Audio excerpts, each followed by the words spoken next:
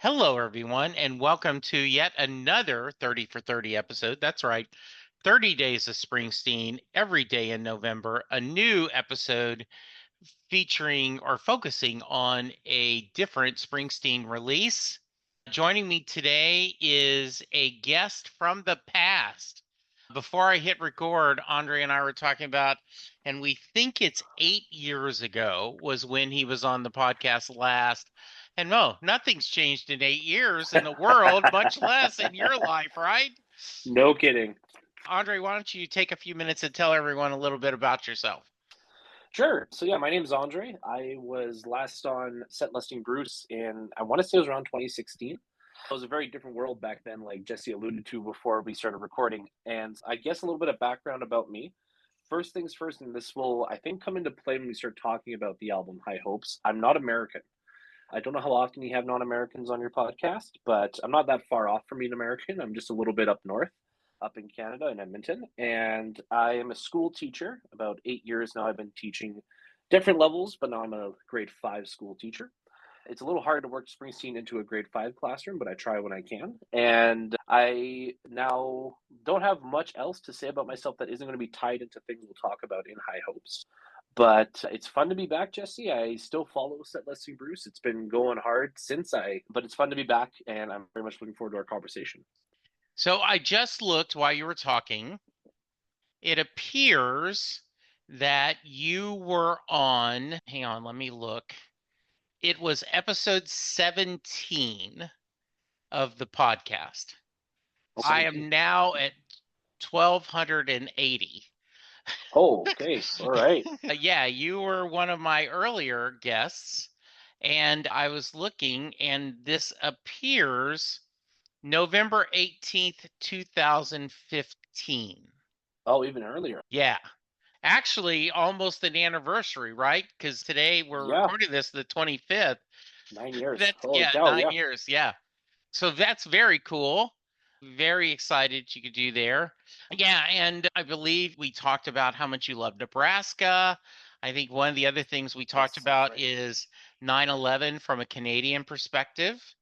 Yes, that sounds Yeah, right. Yeah. yeah. So great. I will, yeah, I'm very excited you're back here. So I'm going to give a little bit of been asking my guest, why did you pick this album? So we're going to ignore the fact that I posted on Facebook, no one is talking about this album. Will someone please help me? And you raised your hand. So we're going to pretend that didn't happen. And if you could, tell me why you were willing to talk about High Hopes. Yeah, so it's funny when you put out that APB for people to talk about High Hopes. It genuinely surprised me that nobody wanted to talk about High Hopes initially, at Hmm. least people weren't so excited. 'Cause I know in the comments other people had volunteered as well.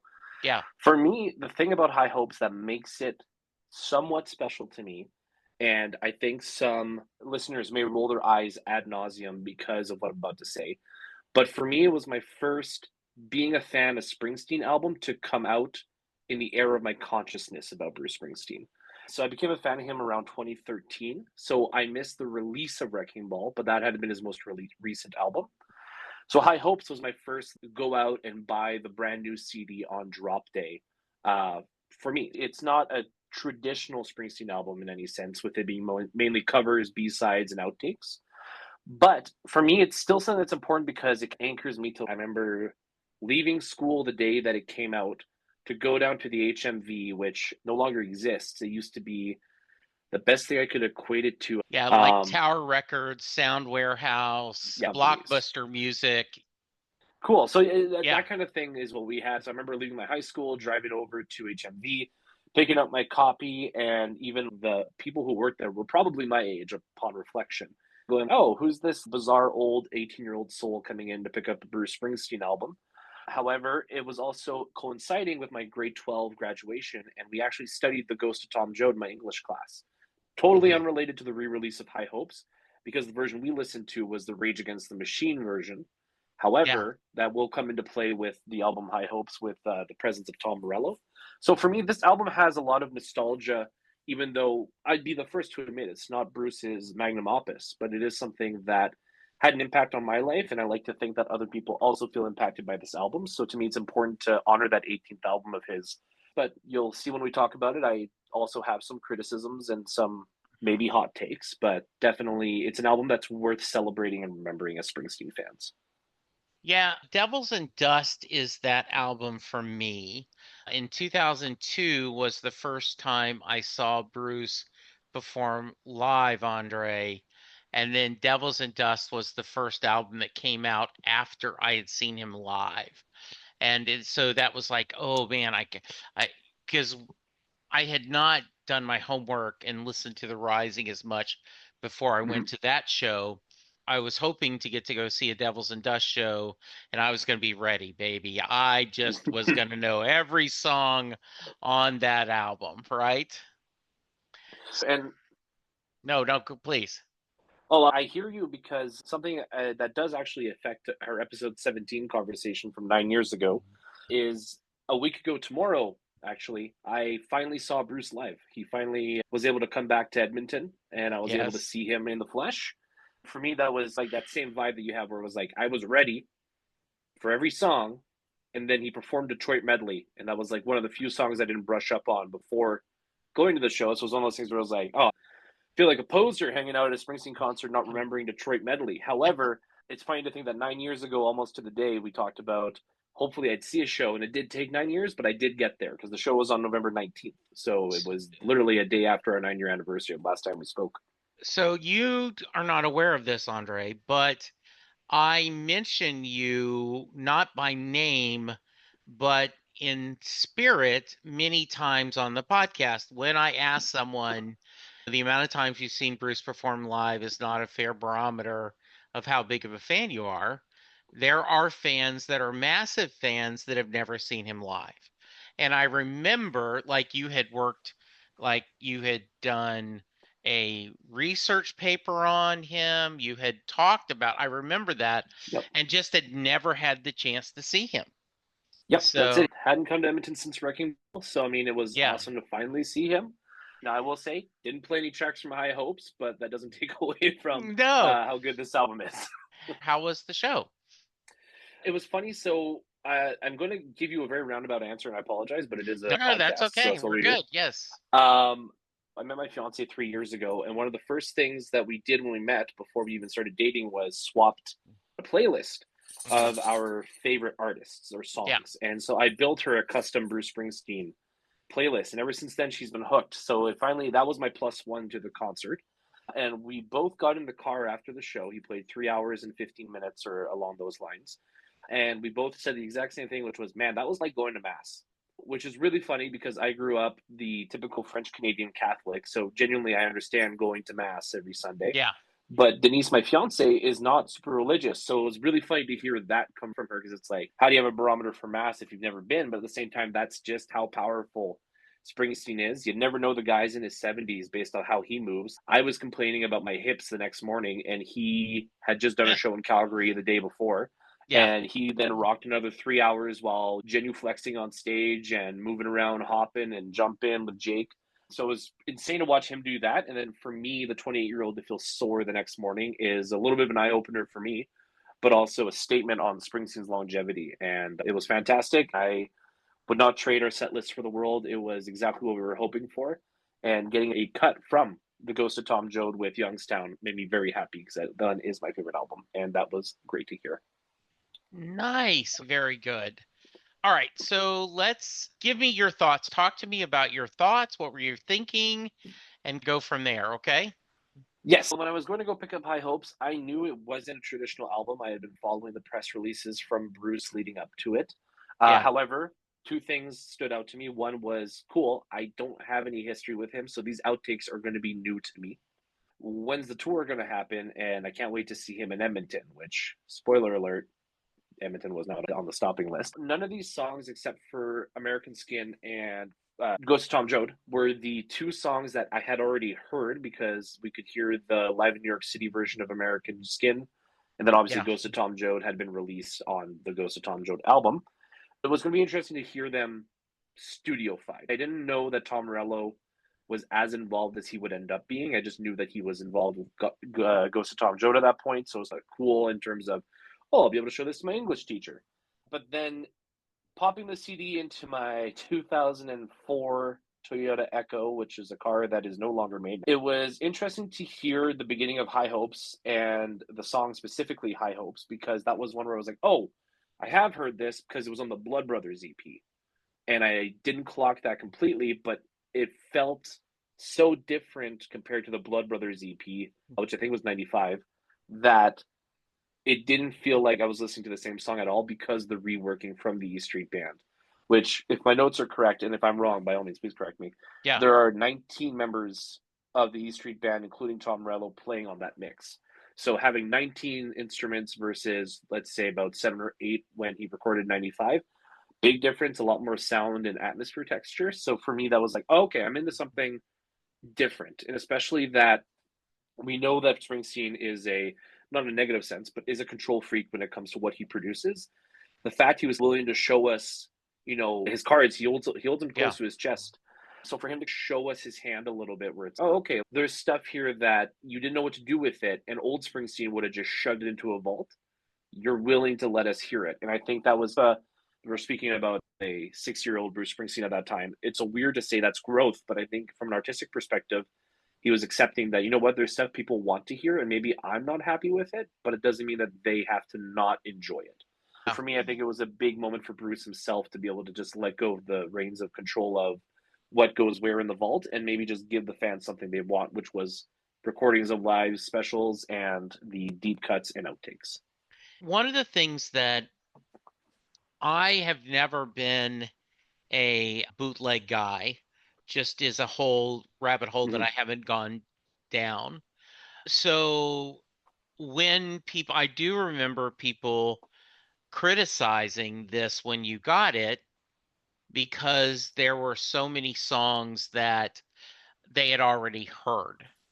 Now, they were all new to me.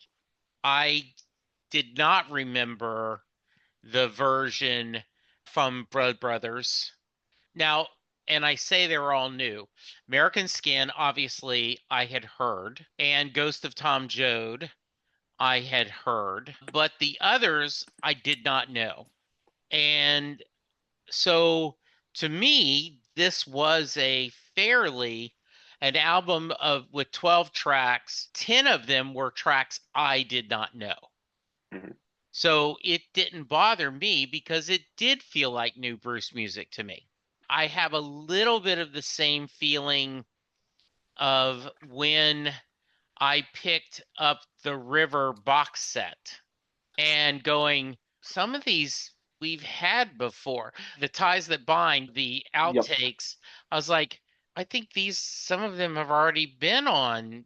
We've already gotten that, right? Yep. That was, oh, wow, I'm a little disappointed, though Meet Me in the City was enough, right? Okay, I Yep. got that, and I was happy to have that.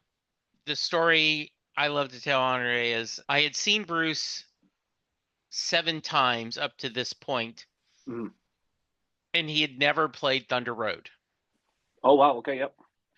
And then for the next 8 shows, or that 4 or 5 shows on that tour, he never did Dream Baby Dream. He ended every show with Thunder Road. He was sometimes ending with Dream Baby Dream. I will never complain about getting Thunder Road, but I wanted Dream Baby Dream. I watched that wonderful video of the tour to Dream Baby Dream.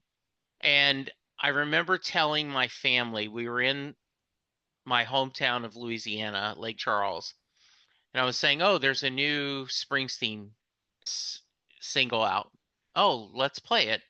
And my wife afterward goes, that wasn't very much. That was dumb. And my son goes, hey, can you play it again? And so I played it again. And my wife said, wait a minute now, play it again. Mm-hmm. And then by the 4th time, they were both like, this is really good. I like that repetitiveness. It's almost like a Hail Mary, right? Yep. That we're doing this in Our Father or a Hail Mary, this idea of this mantra, this repetition. So since then, Dream Baby Dream has been one of our family theme songs. Nice. So, That's awesome. all right. So Andre, dealer's choice. My guests have done two different things. Some of Okay. them have gone through song by song, and then Okay. others have gone through where they pick three or four highlights, and then if there's any possible lowlights, and go there. Your choice. I'm willing to go track by track only because this isn't an exceptionally long album, if you're okay with Okay. that, Yes, on that's account fine. of it being 12 tracks. Okay. Just because I do want to talk about even the ones that I may not be the biggest fan of. Yeah. And I know personally as a listener, if they omitted mine, I'd be like, I could have been on the episode. So I'd be willing to go through all the tracks. And if I do have a low light, I will be the first to admit that that's a me thing and not a actual reflection on the production Absolutely. because And I also will say that you had your chance to be on to talk about the album. Okay, people. This is I was up until this, I did not have 30 episodes, and I've done a couple episodes with Duplical Film, so I would have done more than 30 gotcha. episodes. But yeah.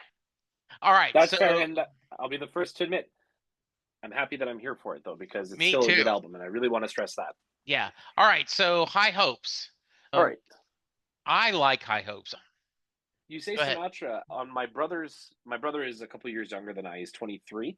When I said, "Oh yeah, I'm going to be talking about High Hopes" on a podcast this week, he thought I was talking about the Panic at the Disco song. So it's funny that there's a Oh, how like funny.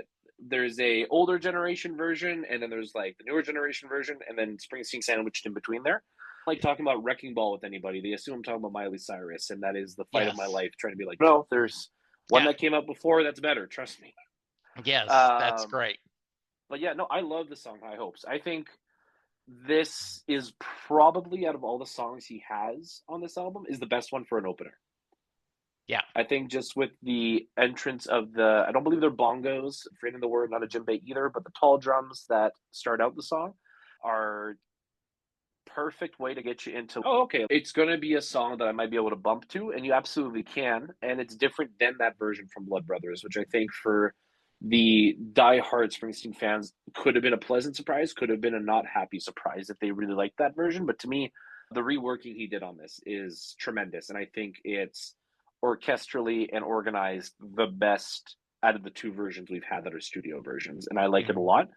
And I think that his voice from this version is really good. The version 95, he's a little more raw because that was we're talking about like the Human Touch and Lucky Town days where it was more it wasn't the E Street Band, of course, and I'm forgetting what he called the other band. We'll call them the studio band for now. I think it's really cool that he reworked it with the E Street Band and that it just has more life to it. And I think that it's a good track. I think it's a really good track. And I know it's a cover if my memory is correct, but it's Springsteen makes it his own, and I think that's super cool. The way that who is it that covered "Blinded by the Light"? The Buggles? High Hopes, it was, I think it was the Javelinas, right? yes. Yeah. Yes, I'm sorry. What I was trying to say was Springsteen made it his own the way that the Bugles did "Blinded by the Light." I think he did a really good job with it. Yeah. According to my boss time, this song was played 41 times live on the tour, and I ended up hearing it 3 times on the tour. Nice. So yeah, I agree. I like this song, and it is a fun live song, It I seems like it think. would be. Compare it, not to compare it to "Spirit in the Night," but it has the ability sound to Right. me of okay, this could get rambunctious if he plays it live, and I think that's super cool. All right. So I also made a draft list. Just I have it in front of me here, like the ones that I loved, the ones that I was meh, and the other ones I'm completely indifferent about. Yeah. Harry's Place sits on my meh tier, and I don't mean it. And again, I will say it every time I have a meh tier. It's not a reflection of the quality of the song. For me, this Yeah. song does not impact me. Yeah. It to me, the story behind it would make me like it more if it were to be in my rotation because of how he cut this from The Rising.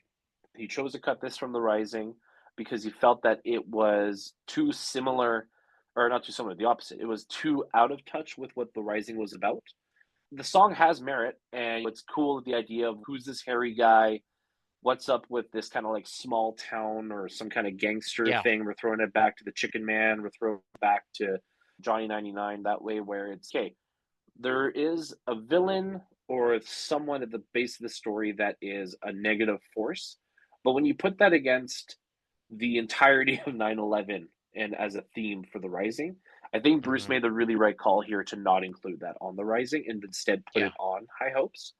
Yeah. Again, there's some stuff in it that I like. I like Tom Morello. He stands out with his guitar work in that track. Also, hearing Springsteen say the F word is something you don't hear very often. Or at least he Yes. didn't at that time for sure. No, you didn't. So Since to Broadway, me, then yeah.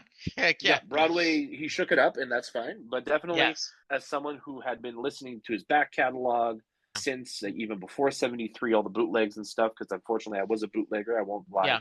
It was cool to hear that, but then also to hear him like drop the F bomb as one of those things where it's, is an 18-year-old version of me going to be upset about it? Absolutely not. But I think it's interesting to go back and look at that and go, why did he choose now? What was it that made him go, okay, I can start saying some bigger bad boy words?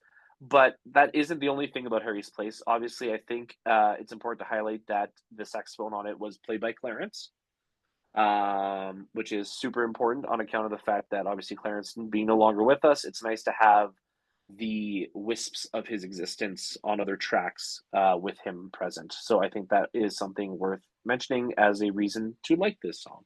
But for me, it just doesn't hit as a Springsteen song for me. Yeah, I agree. This is one of my, and if I was doing it, meh songs too. It doesn't quite work the same way as some of the others Mhm. on the album, and when we get to them, I'll bring up what I think. So we'll go. Um, I've always been a fan of American Skin 41 Shots. I Mhm. think it's a really powerful version of the song. It is, I think, a powerful song. Yes. And I know it's controversial, but I do think that if you really spend time with the song, the first is from the policeman's perspective, Mhm. begging for his life, right? You're just praying for his life. I didn't want to do this. And then from the Mhm. parents and the child, it's just a really important song. And I was glad that it was on a studio album. Thoughts on this one? Yeah, so on the drive home today, ever since I agreed to do the episode with you, this was the one song where I pondered the weight of this song and then the relationship of myself to this song, but then also the relationship to myself as a Canadian and the listeners to your show. Because I'm going to assume I don't have the numbers, obviously, because I'm not the host, but I'm assuming most of your listeners are in the States. Um, Pretty much. I do have a pretty big audience that's across the world. But yes, if I had to put it, it would be the US would be most of them. Yes. Perfect. And I'll take the moment to remind everybody if you're not following the podcast already, you Yeah. should. The Um reason that yeah, of course, y- you got the data, I'm assuming. 69% comes from the US. Okay. This is year to date. 6% United Kingdom, 3% Canada. Canada has over 10,000 downloads this year. Mexico has 9,300, Australia 9,100. And I do not know why. And I wonder if this is because of routing or stuff, but Singapore, Hong Kong, and Germany and France are all 2%. Huh. Interesting. It's a good eclectic mix. I'm happy that you have such a wide reach Yeah. because I didn't expect UK to be second, but that definitely makes sense. Yes. But I like I said, it's 6% to 3%. and that's the thing is I want to preface what I'm saying here. I decided that American Skin is a very American song, and Yes, I I think could that's see that. great. But I do want to talk about it a bit from a Canadian perspective as well as acknowledging the song for what it is. Because the first time I heard this song, I was like, okay, first of all, what is the context to this? Because I'd heard it before, but I didn't go digging the way that I usually would have. Right. So when I learned and read about Amadou Diallo being shot at 41 times by the NYPD because he was grabbing his wallet from his inside jacket pocket, you look at that, and initially at the time, and I want to stress this is 2014. This is not, you know, now. This isn't the post or pre. This is pre George Floyd, especially is what I'm thinking. Exactly. This is still something that in 2000, sorry, happened. And I know Yeah. that it's very hard to dodge politics with this particular song. And I know that there's a lot of tenseness in the States with police and race relations. But in order to give you guys, the listener, and you, Jesse, the background on why I think this is also an important song, from the Canadian perspective, we are also a nation built with minorities and a lot of them. Granted, we don't have as much of an African American or African Canadian minority as is in the States.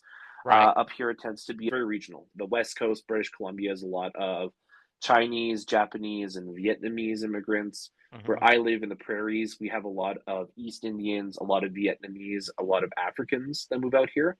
And then East Coast Canada tends to have a lot of Europeans that move out there, as well as East Indians as well, and a lot of Hmm. Chinese. The reason I want to stress that is because we're a melting pot of a nation like you guys are in the States, except we Yes. also have a lot of an indigenous population. And the indigenous population up here is the equivalent in terms of what Diallo, sorry, is in American Skin, is Hmm. what a lot of indigenous communities are to Yes. Canada's American Skin. If we had a song written about us, it wouldn't be about Diallo, sorry, it would be about Colton Bushy, who was an indigenous man who was shot Hmm. while on a farmer's property in Saskatchewan here in Canada. And he was shot in a way that is very suspicious, and it was a big trial. And then, just like in the situation with the Amadou Diallo shooting, the police found that the farmer was guilty because he was defending himself because he couldn't tell what Colton was going to do. The reason I bring up Colton Bushy is that, of course, this started a huge protest across Canada for how Indigenous people were treated because they were poorly treated by police. And this has come out Yeah. in the years since that the police, the RCMP, the Royal Canadian Mounted Police, which is our national police force, would take Indigenous people who were drunk and disorderly off of the street, drive them out into fields in a half hour outside of a city in minus 30 degrees Celsius weather, and then just throw them out of the car without their winter jackets and such. And those were called starlight tours, and those people would freeze to death. And there's been a huge inquiry in Canada about this treatment of Indigenous people. And to me, this song, American Skin, speaks to the suffering of many, including my Indigenous brothers and sisters up here in Canada, who get profiled the way that I think a lot of African Americans feel they get profiled when on the street in America. And so I relate to this song in the way of somebody who's gone to protests for Indigenous peoples in Canada. And it's hard to listen to this song and not think about them as much as I think about the African American and Breonna Taylor, of course. Yeah. So to me, this song is as important as ever. But I agree with what you were saying earlier, Jesse, which is why I wanted to come full circle. It's not even a criticism of the police. It's a criticism of when two humans interact. Hold that point just for a minute. No worries.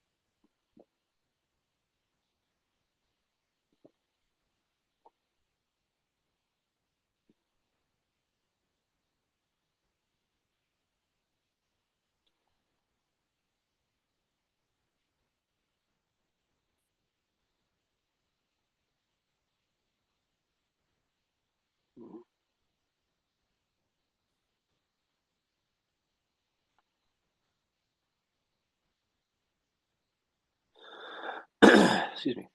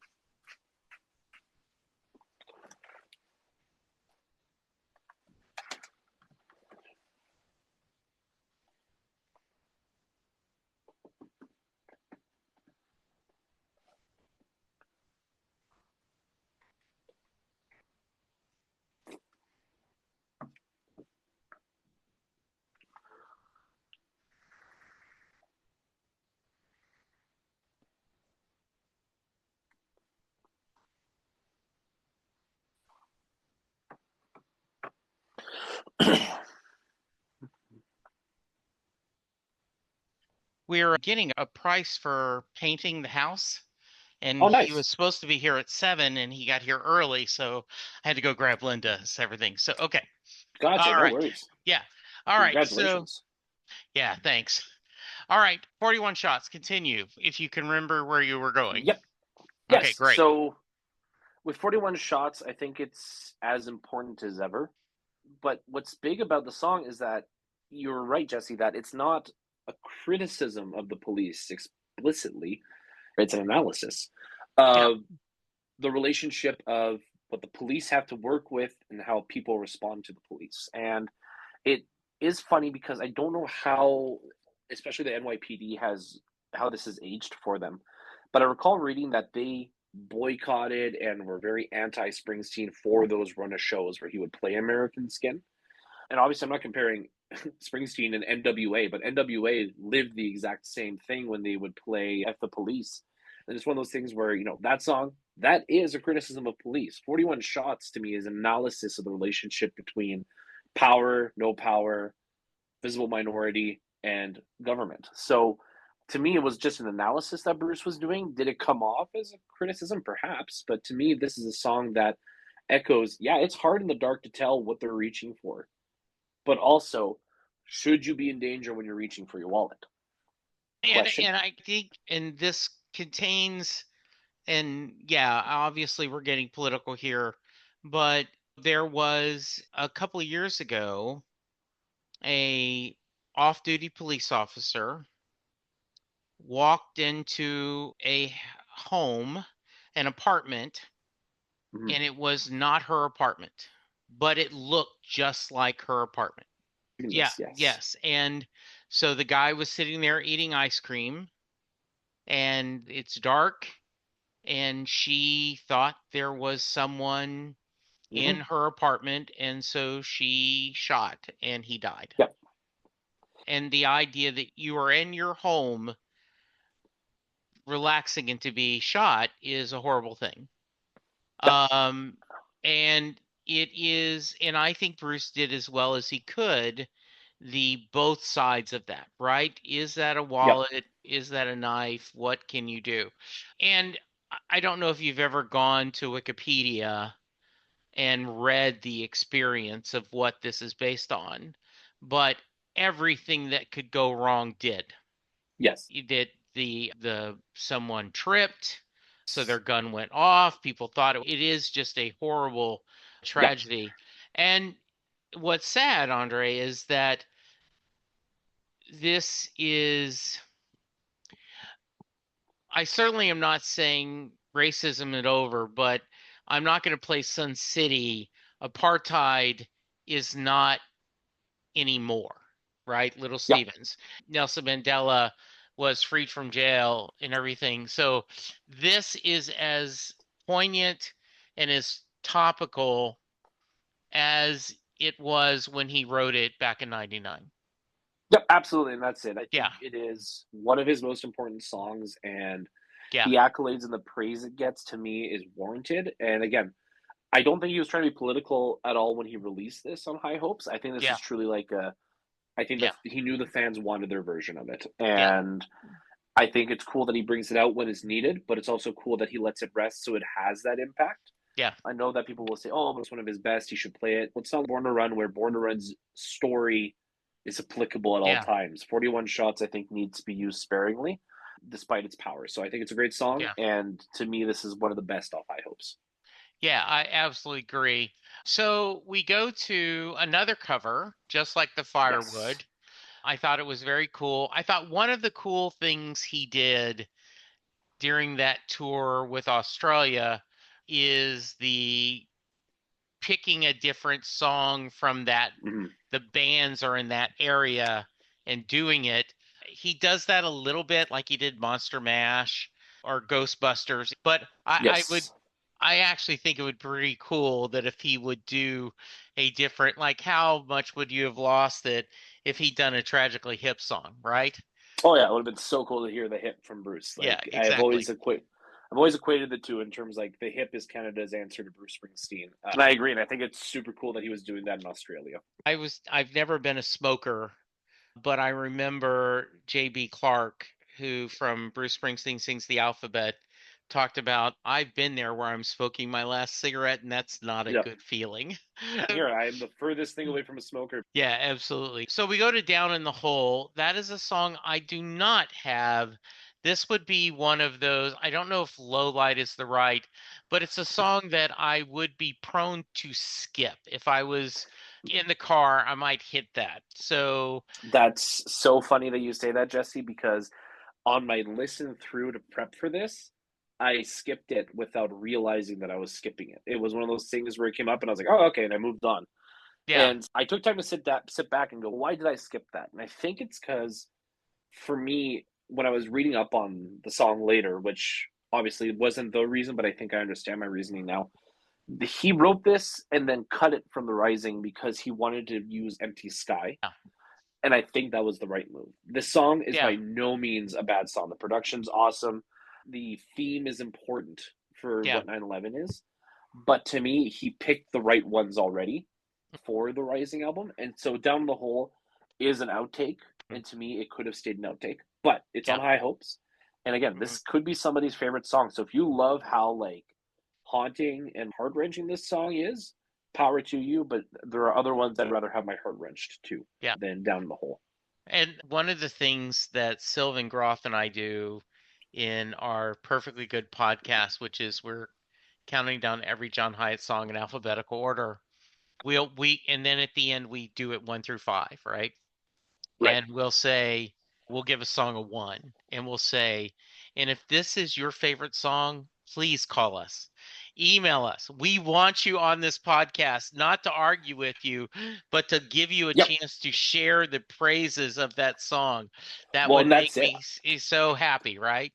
I would love to hear somebody tell me that Down the Hole is their favorite song. I'd love to hear why, because to me it's a song Yeah. and that is about it. But I Hmm. would love to hear why it makes it the song Yeah. to somebody.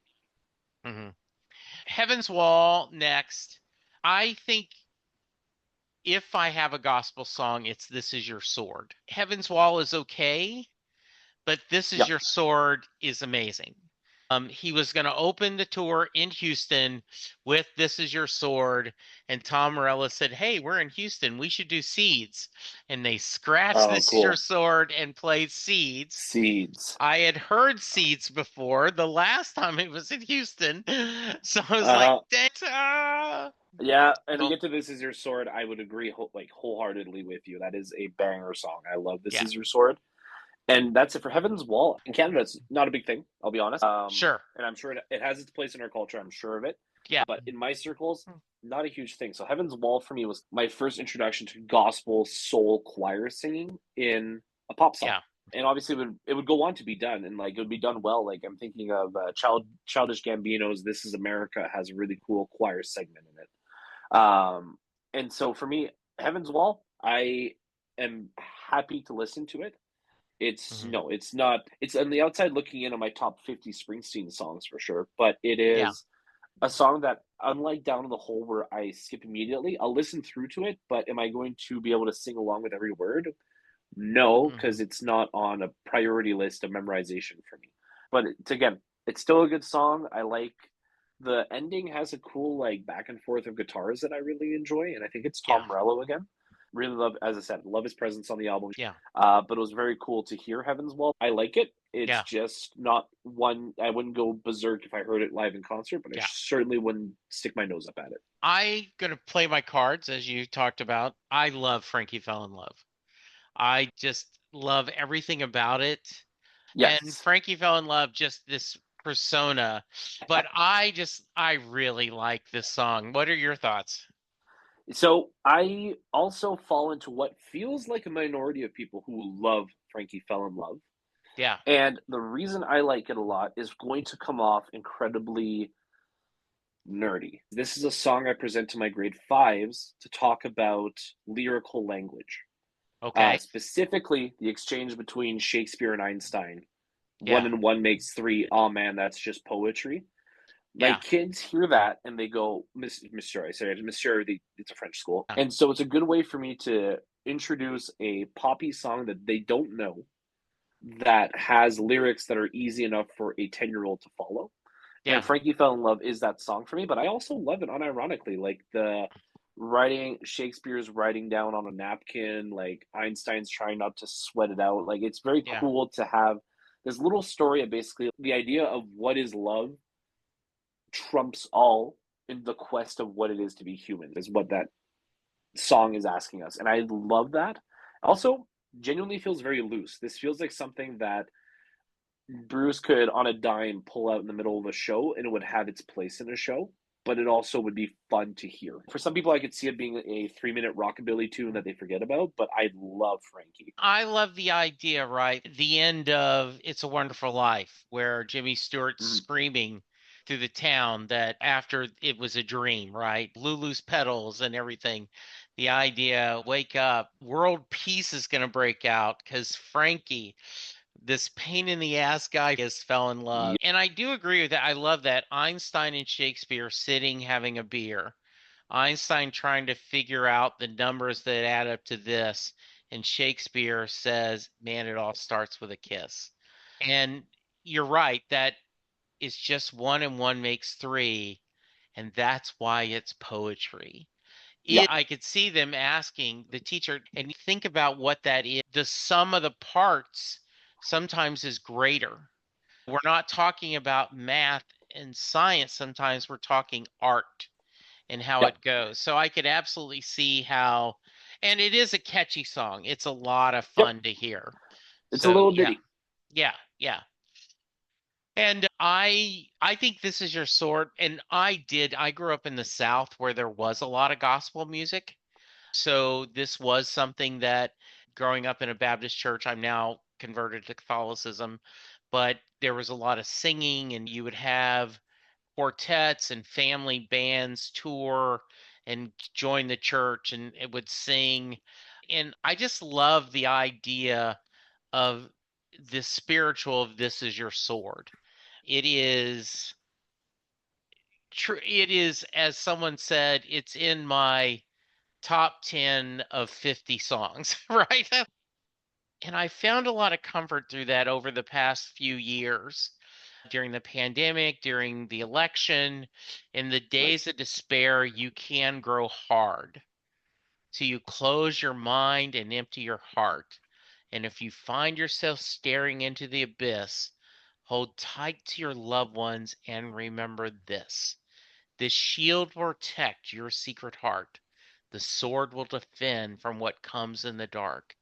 And should you grow weary on the battlefield, do not despair. Our love is real. I just love Yep. those lyrics. I think it's a phenomenal track. And also, like, I appreciate very much your perspective of growing up in the South with kind of gospel music. To me, I'm going to go in a very different direction, but also in the same thematic as you, where I could have seen this song reworked into a 2-minute edit of summarizing the Lord of the Rings. In the way that it's, first of all, it's very Lord of the Ringsy with that Gaelic beginning, but also the idea of we'll protect you from what comes in the dark. There's the chapter in Lord of the Rings Fellowship, which is a knife in the dark. To me, it's very much this is a song that is a things get bad, but they're only bad for so long. There is always good to combat the dark, or the light combat the dark, sorry.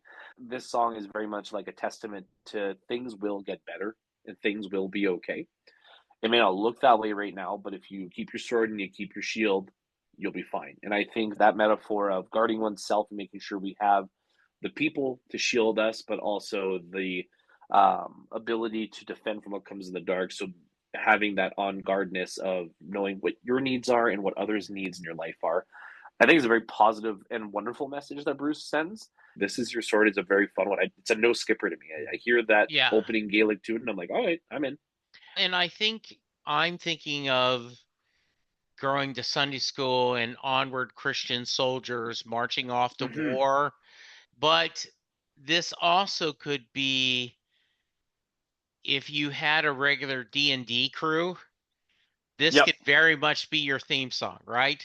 very much. You could see that this is your sword, this is your shield, and an emblem for your Yeah, D&D club. I very had not cool. thought of that till you mentioned Lord of the Rings, and now I can't unhear that.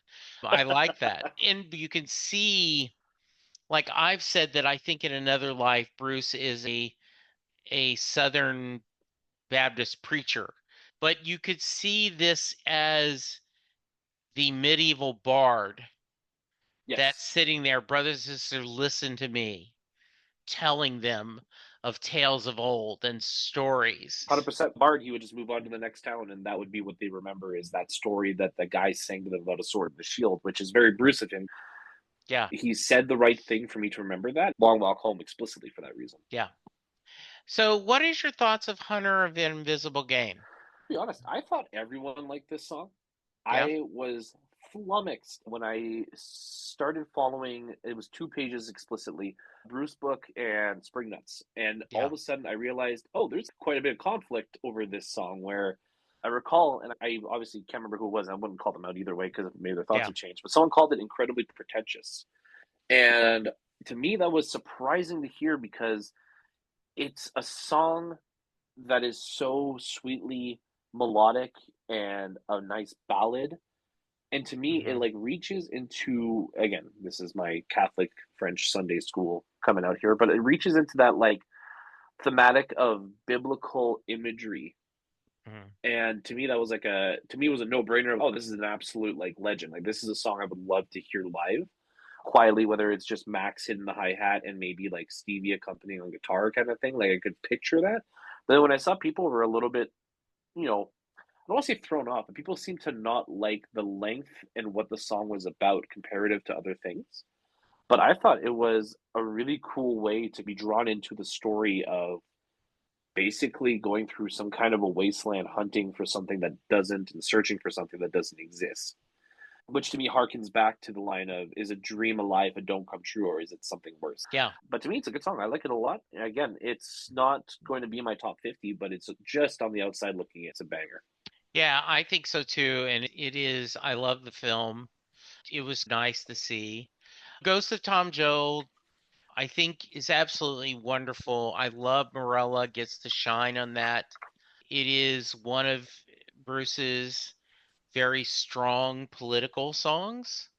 I realized that we had the acoustical version from the album, but I was glad they put this version with Morella doing this. Overall, I think most people were happy that Tom played with the band. I know Mm-hmm. there is a percentage of people like we didn't need him. Between Niels and Bruce, you could get whatever lead guitars you need. I just remember when I was lucky enough to see a couple of shows, Andre, that Morello was having the time of his life. I believe it. It was like I'm in rock and roll camp and I'm getting Yep. to play with the freaking E Street band. And Exactly. yeah, it's just And great. I can't fault him for the Ghost of Tom Joad is one of my favorite Bruce Springsteen songs. That one is actually in my top 10. It is one of my favorites. And for me, the analysis of the lyrics is one thing. But then I think that when Bruce wrote it, where he was at the time, it needed to come out as that solo acoustic sort of setup. Right. But I think when Rage covered it and made it their own version, to me that was a awakening of, oh yeah, Bruce wrote music that doesn't have to just be Bruce led, Hmm. but also the subsequent singles that have come out from other metal bands, other punk bands Yeah. covering Ghost of Tom Joad have been really good. I know Rise Against released a cover on their B sides album from around Hmm. 2016, I want to say, and their version's really good. Yeah. But it's cool to see that influence spread and to not have Morello. If Morello was not on the revamped 2014 version, I don't think it's as good of a track. We needed the way that he shreds the guitar. But Yeah. Morello's interpretation of the swelling guitar and the harsh, sludgy distortion instead of a kind of cleaner distortion that Springsteen typically uses, I think made the song better because the Ghost of Tom Joad is not a clean song in terms of the thematics. It's pretty dirty in terms of the idea that the preacher is pulling out a cigarette from his bag to take a drag. Well, the highway patrol is coming up over the edge, and there's soup on a Yeah. campfire under the bridge. It's not a song that is meant to be squeaky clean, and so I think his sludging guitars have a place in that song. Is present and should be celebrated. And I would say this is my favorite song off of High Hopes. Even though it was originally released in '95, it's so good and such a staple of the Springsteen catalog now. Yeah, I think so. I absolutely agree. I was lucky enough to have the brothers who Bruce mentions their father in The Wall Okay. on the podcast several months ago, a couple of years ago. And for it, it is in its own way just as powerful as 41 Shots American Skin to me. Walter Cheon was his friend, and both of his sons did not know their father. He Mm-hmm. died too young.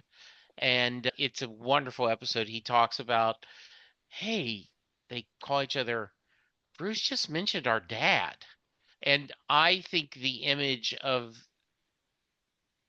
seeing that, and I have been lucky enough to go to the Vietnam Memorial when we went Okay. to Vietnam, and it was incredibly inspiring and sobering at the same point. I believe it. And I'll be honest with The Wall. I was looking at my list and it made it into my love section, but I will be transparent that, of course, the Vietnam War is not, I don't want to say it's not important in Canada. It's just not as discussed. And when it is, we Yes, typically talk about those who immigrated to Canada to avoid the conflict. We don't tend to talk yes, about the conflict itself. For transparency, I do know that Canada did send about 4,000 troops over to Vietnam to aid the Americans, but we sent medical troops. We didn't yeah. send soldiers. So not to say that we don't have a role and not to say that Canada shouldn't care. To my fellow Canadians, we should care about the Vietnam conflict. And I But will bring up that when I was in Canada once, mm, and I was struck by how that's a holy day in Canada. yeah, It's not that way in here.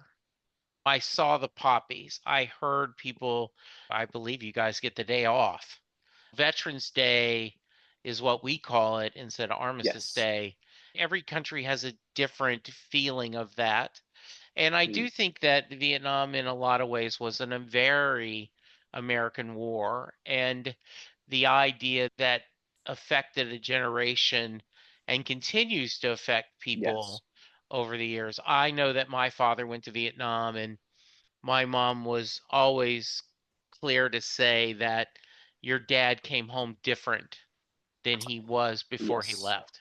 I believe Yeah. that, unfortunately. I will say in Canada, we do talk about the Vietnam War with the Americans who made their way north. Yes. So for us, what I know that a lot of people in the States and the literature I've read, so if I'm wrong, please correct me, Yeah. refer to Vietnam as the lost war, not lost as in lost the conflict, but the soldiers who went were forgotten, Yes. whether And by it VA or whether by the population. it very much was, Andre. And I think that was the last time there were stories of people being spit on in Yeah. uniform coming back. And since then, there has been a better understanding that you can be Mm-hmm. unhappy with the politics involved and the but not take it out on the young men and women Yeah. who are there risking their lives because that's what they were told to do. Yeah, they got to divorce it from the people who were told to go versus those who told them to go. Because in Yeah. Canada, we have what we call our forgotten war, which was the Korean conflict after World War II, because Canada was, just like the Americans, very Yeah. present in Korea. And so a lot of Canadians don't know that we were in Korea. That's our forgotten war, is what we refer to it.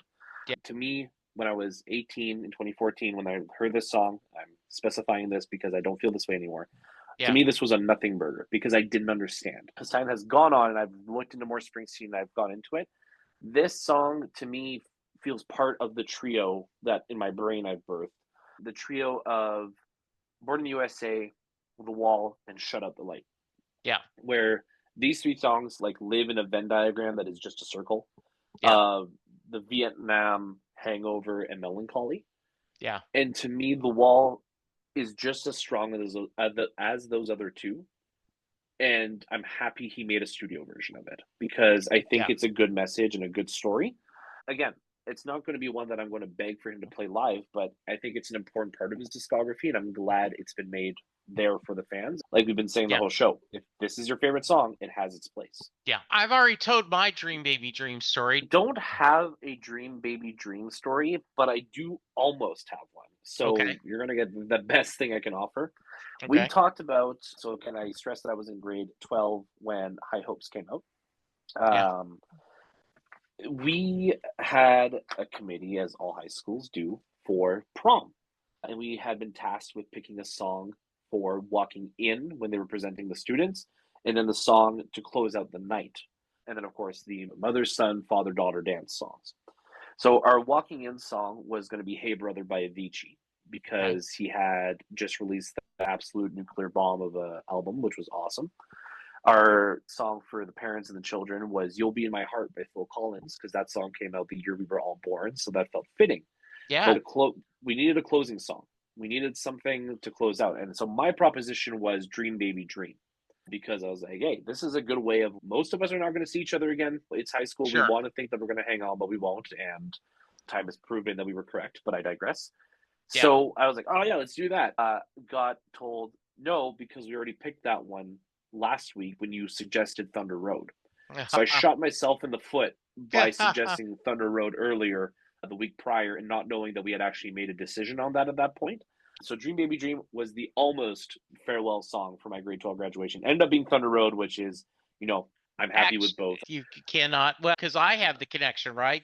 He was either doing Thunder Road or Yep. Dream Baby Dream, so I'm never going to complain. Is but the closest thing I have to a story to it. Yeah, and I remember reading, but I couldn't find the writing again, so I'm going to put this in parentheses or quotation marks that I may be telling an untruth. But I remember reading somewhere that Alan Vega, when he died, which was I think in 2016, he asked for the Springsteen version of Dream Baby Dream to be played at his funeral. Oh, wow. And like I said, if this is untrue, I apologize. But I remember reading that. And it is hilarious. Uh, when you hear their version, does not sound like the same song. No, because that was Suicide, right? Yes, exactly. I remember Bruce really liking them, and I was like, oh, yeah, I got to check them out. And then they were not what I expected. Yeah, exact. Yeah. That's very cool. I did not know. That is, of Yes. course, as you said, should this not be a little lie? That is a phenomenal story. That is very Yeah. cool. Yeah. It is one of those things. If it's not true, it should be, right? Yeah, Yeah. All right. Any final thoughts on the album before I get you out of here? 24. I think people should go back and listen to this album front to back again. And then I would love for people who can then tell me why Down in the Hole or Harry's Place deserves more recognition than I give it. But it's a stellar album, and I'm looking forward to whatever Bruce releases. And I was going to say, potentially my biggest hot take is I prefer this cover, like the covers on this album, to the entirety of his most recent cover album, Only the Brave. And it's not Yeah. to speak ill of Only the Brave. I Yeah. just wasn't around for the Commodores and company. So Yeah. for me, my first exposure was Bruce, and not exactly what I was hoping for. So I think High Hopes are really good covers and tributes and outtake album, and I Okay. would really enjoy people listening to it again and telling me how I'm right or wrong. All right. So I am almost 99% sure that 9 years ago I was not asking the Mary question. So I did not Yes. prepare you, but I'm hoping you're going to be okay in a last minute.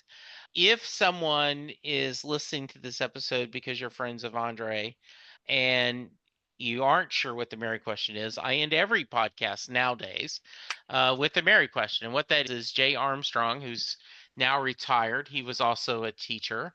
He would have his students read the lyrics to Thunder Road, and they would talk about it as if it was a poem, discussing the imagery and the themes Bruce explores in it.